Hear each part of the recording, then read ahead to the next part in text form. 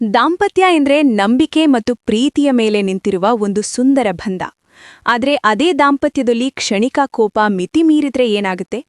ದಕ್ಷಿಣ ಕನ್ನಡ ಜಿಲ್ಲೆಯ ಕಡಬ ತಾಲೂಕಿನ ಅರಿಯಡ್ಕ ಗ್ರಾಮದಲ್ಲಿ ನಡೆದ ಒಂದು ಘಟನೆ ಇಡೀ ಜಿಲ್ಲೆಯನ್ನೇ ನಡುಗಿಸಿದೆ.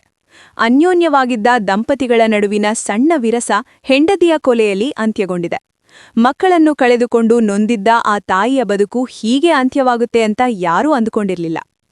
ಪುಂಚಪಾಡಿ ನಿವಾಸಿ ಸಾವಿತ್ರಿ ಮತ್ತು ಸುಳ್ಯ ಮೂಲದ ಪುರುಷೋತ್ತಮ ಎಂಬ ದಂಪತಿಗಳು ಕಳೆದ ಹಲವು ವರ್ಷಗಳಿಂದ ಅತ್ಯಂತ ಪ್ರೀತಿಯಿಂದ ಸಂಸಾರ ನಡೆಸುತ್ತಿದ್ದರು.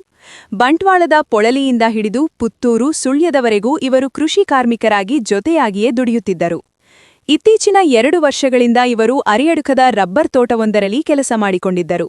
ಸಾವಿತ್ರಿ ಅವರ ತಾಯಿ ಮನೆಯಲ್ಲೇ ಇದ್ದುಕೊಂಡು ಕೆಲಸಕ್ಕೆ ಹೋಗುತ್ತಿದ್ದ ಈ ದಂಪತಿಗಳ ನಡುವೆ ಇತ್ತೀಚೆಗೆ ಸಣ್ಣಪುಟ್ಟ ಜಗಳಗಳು ಶುರುವಾಗಿದ್ದವು. ಈ ನಡುವೆ ಸಾವಿತ್ರಿ ತಂದೆ ತಿಪ್ಪ ಮತ್ತು ಪುರುಷೋತ್ತಮನ ನಡುವೆ ಗಲಾಟೆಯಾಗಿದ್ದು, ಆ ಬಳಿಕ ಸಾವಿತ್ರಿ ಮತ್ತು ಪುರುಷೋತ್ತಮ ತಾವು ಕೆಲಸಕ್ಕಿದ್ದ ಜಾಗದಲ್ಲೇ ಬಾಡಿಗೆ ಮನೆಯಲ್ಲಿ ವಾಸವಾಗಿದ್ದರು.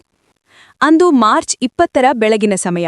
ದಂಪತಿಗಳಿಬ್ಬರೂ ವಾಡಿಕೆಯಂತೆ ರಬ್ಬರ್ ತೋಟದಲ್ಲಿ ಕೆಲಸ ಮಾಡುತ್ತಿದ್ದರು. ಆದರೆ ವಿಧಿಯಾಟವೇ ಬೇರೆಯಾಗಿತ್ತು. ಯಾವುದೋ ವಿಚಾರಕ್ಕೆ ಇಬ್ಬರ ನಡುವೆ ಜೋರು ಜಗಳ ಆರಂಭವಾಯಿತು.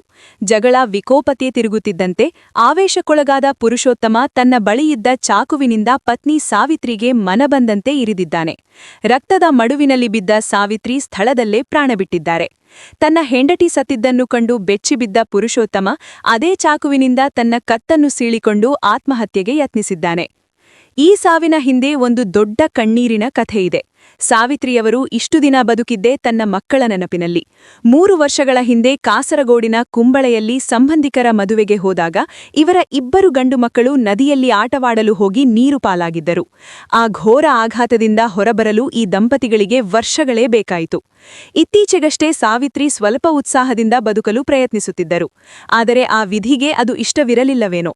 ಮಕ್ಕಳಲ್ಲೂ ಕಳೆದುಕೊಂಡಿದ್ದ ಆ ತಾಯಿ ಇಂದು ಪತಿಯ ಕೈಯಲ್ಲೇ ಕೊಲೆಯಾಗಿದ್ದಾರೆ. ಸದ್ಯಕ್ಕೆ ತೀವ್ರ ಗಾಯಗೊಂಡಿರುವ ಆರೋಪಿ ಪುರುಷೋತ್ತಮ ಮಂಗಳೂರಿನ ವೆನ್ಲಾಕ್ ಆಸ್ಪತ್ರೆಯಲ್ಲಿ ಚಿಕಿತ್ಸೆ ಪಡೆಯುತ್ತಿದ್ದಾರೆ. ಮೃತ ಸಾವಿತ್ರಿಯ ತಂದೆ ನೀಡಿದ ದೂರಿನಂತೆ ಪುತ್ತೂರು ಗ್ರಾಮಾಂತರ ಪೊಲೀಸರು ಭಾರತೀಯ ನ್ಯಾಯ ಸಂಹಿತೆ BNS ಸೆಕ್ಷನ್ 103ರ ಅಡಿಯಲ್ಲಿ ಕೊಲೆ ಪ್ರಕರಣ ದಾಖಲಿಸಿಕೊಂಡಿದ್ದಾರೆ. ಬಡ ಕುಟುಂಬವೊಂದು ಇಂದು ತನ್ನ ಮಗಳನ್ನು ಕಳೆದುಕೊಂಡು ಬೀದಿಗೆ ಬಿದ್ದಿದೆ. ಆರೋಪಿಗೆ ಕಠಿಣ ಶಿಕ್ಷೆಯಾಗಲಿ ಎನ್ನುವುದೇ ಎಲ್ಲರ ಆಶಯ. ವೀಕ್ಷಕರೇ, ದಾಂಪತ್ಯದಲ್ಲಿ ಜಗಳ ಸಹಜ, ಆದರೆ ಅದು ಈ ಮಟ್ಟಕ್ಕೆ ಹೋಗಬಾರದು. ಈ ಘಟನೆಯ ಬಗ್ಗೆ ನಿಮ್ಮ ಅಭಿಪ್ರಾಯವೇನು? ಕಮೆಂಟ್ ಮಾಡಿ ತಿಳಿಸಿ. ಸುದ್ದಿಗಳಿಗಾಗಿ ನಮ್ಮ ಚಾನೆಲ್ ಸಬ್ಸ್ಕ್ರೈಬ್ ಮಾಡಿ. ಧನ್ಯವಾದಗಳು. ನಿನ್ನೆ ನಮ್ಮ ಅಕ್ಕನನ್ನು ಮರ್ಡರ್ ಮಾಡಿ ಸಾಯಿಸಿದ್ದು, ನಮ್ಮ ಭಾವನೆ ಸಾಯಿಸಿದ್ದು. ಯಾಕೆ ನಮಗೆ ಎಂತ ಸಹ ವಿಷಯ ಎಂತ ಸಹ ಗೊತ್ತಿಲ್ಲ.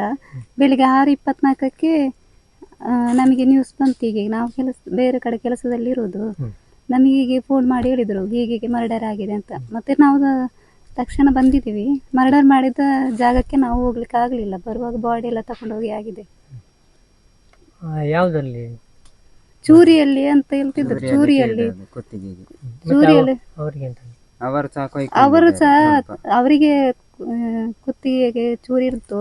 ಮತ್ತೆ ಅವರು ಸಹ ತಾನು ಸಹ ಸಾಯ್ತೇನೆ ಅಂತ ಇದು ಚೂರಿ ಕೊಯ್ದುಕೊಂಡಿದ್ರು. ಕಡೆಗೆ ಅವಳನ್ನು ಸಾಯಿಸಿ ಅವಳ ಮೇಲೆ ಮಡಗಿ ಕಡೆಗೆ ಇವರು ಚೂರಿಯಲ್ಲಿ ತಾನು ಸಹ ಸಾಯ್ತೇನೆ ಅಂತೇಳಿ ಚೂರಿಯಲ್ಲಿ ಕುತ್ತಿಗೆ ಕೊಯ್ದುಕೊಂಡಿದ್ರು. ಅಲ್ಲಿದ್ದ ಸ್ಥಳೀಯರು ಭಾವನನ್ನ ಆಸ್ಪತ್ರೆಗೆ ಕರ್ಕೊಂಡು ಹೋಗಿದ್ದಾರೆ. ಮತ್ತೆ ಅಕ್ಕ ಇಲ್ಲಿದು ಡೆತ್ ಆಗಿದ್ದಾರೆ. ಅವರು ಹೇಗಿದ್ರು ಇಬ್ರು ನಾವು ನೋಡುವಾಗ ನಮ್ಮ ಮನೆಗೆಲ್ಲ ಬರುವಾಗ ಒಳ್ಳೆ ರೀತಿಯಿಂದ ವರ್ತಿಸ್ತಿದ್ರು. ನಮಗೆ ಈ ತರ ಅವ್ರು ಮಾಡ್ತಾರೆ ಅಂತ ಸತ್ಯ ಸಹ ಗೊತ್ತಿರ್ಲಿಲ್ಲ. ಅವರಿಗೆ ಬೇಡ ಅಂತ ಹೇಳಿದ್ರೆ ನಮಗೆ ಇಲ್ಲಿಂದ ಅವಳು ಅಕ್ಕ ಬೇಡ ಅಂತ ಹೇಳಿದ್ರೆ ಒಂದು ಮಾತು ಹೇಳಿದ್ರೆ ನಾವೇನು ಅವರನ್ನು ಬಿಟ್ಟು ಕೊಡ್ತಿರ್ಲಿಲ್ಲ. ನಾವು ಇಲ್ಲಿ ಕರ್ಕೊಂಡು ಬರ್ತಿದ್ದೆವು. ನಮಗೆ ಹಾಗೆ ಮಾಡೋದು ತುಂಬಾ ದೊಡ್ಡ ತಪ್ಪೆ ಅವರದ್ದು. ಓದೋದು ನಮ್ದು ಜೀವಲ್ಲ, ನಮ್ದು ಫ್ಯಾಮಿಲಿ ಜೀವಲ್ಲ, ಅದೊಂದು ಜೀವ ಹೋಯ್ತಲ್ಲ. ನಮಗೆ ಎಷ್ಟು ಬೇಜಾರಾಗ್ತದೆ. ಮಕ್ಕಳು 3 ವರ್ಷಕ್ಕಿಂತ ಹಿಂದೆ ಹೀಗೆ ಮದುವೆ ಫಂಕ್ಷನ್ಗೆ ಹೋಗಿದ್ರು. ಅಲ್ಲಿ ನೀರಲ್ಲಿ ಫ್ರೆಂಡ್ಗಳ ಜೊತೆ ಸೇರಿ ನೀರಲ್ಲಿ ಮುಳುಗಿ ಡೆತ್ ಆದ್ರು. ಇಬ್ರು ಸಹ ಮಕ್ಳು ಇರ್ಲಿಲ್ಲ. ಅದು ಮಕ್ಕಳು ಡೆತ್ ಆಗಿ 3 ವರ್ಷ ಆಯ್ತು. ಆಮೇಲೆ ಇವರು ಸ್ವಲ್ಪ ಟೈಮ್ ಬೇಜಾರಿತ್ತು. ಆಮೇಲೆ ಕರೆಕ್ಟ್ ಆಗಿದ್ರು. ನಮ್ದು ಫಂಕ್ಷನ್ಗೆಲ್ಲ ಬರುವಾಗ ಒಳ್ಳೆ ರೀತಿಯಲ್ಲಿ ವರ್ತಿಸ್ತಿದ್ರು. ಆನಂತರ ಅವರು ಬೇರೆ ಪೊಲಾಲಿ ಕಡೆ ಟ್ಯಾಪಿಂಗ್ ಅಂತ ಹೋದ್ರು. ಮತ್ತು ಅಲ್ಲಿಂದ ಬಂದು ಇಲ್ಲಿಗೆ 1 ವಾರದ ಅಷ್ಟೇ ಬಂದು ಈ ಕಟ್ಟಪಾರಿಗೆ. ಹೇಗಿದ್ರು ಅವ್ರು ಇಬ್ರು?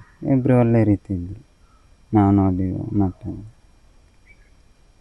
ಎಂತ ಸಹ ಇದು ಮಾಡ್ಕೊಂಡಿರಲಿಲ್ಲ. ಈಗ ಅವ್ರು ಹೇಗಿದ್ದಾರೆ?